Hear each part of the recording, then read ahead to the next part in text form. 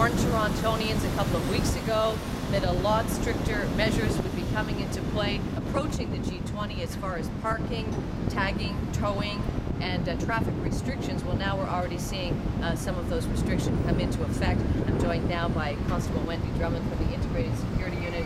Tell us the status of the policies as far as tagging and towing and what areas are affected.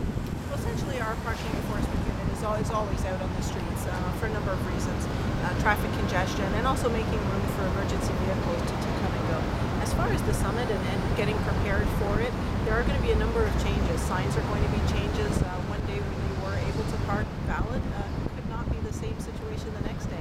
So we really need to ensure that the public takes note, look at the signs, ensure that you are in fact able to park there before you do.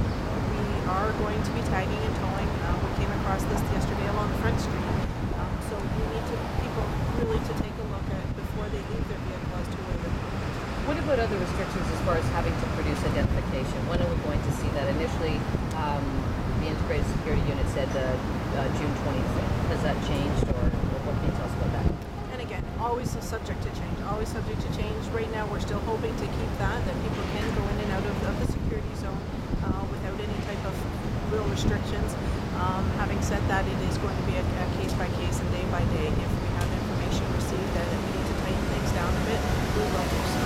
What should people know today, heading into next week, as far as the status of that area? How bad is it now as far as traffic disruptions? Traffic, I think, is going to be our number one concern. Even to those people who aren't coming into the downtown area, traffic is going to involve people in the Golden Horseshoe.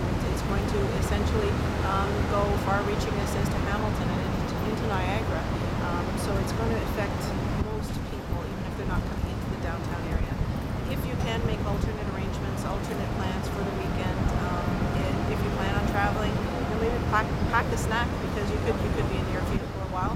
Also gas. Stay topped up in your vehicle because if you end up in a situation where you're idling for quite some time on the highway, the potential is there for you to run out of gas. Okay, all right, good advice. Thanks, Cst Drummond.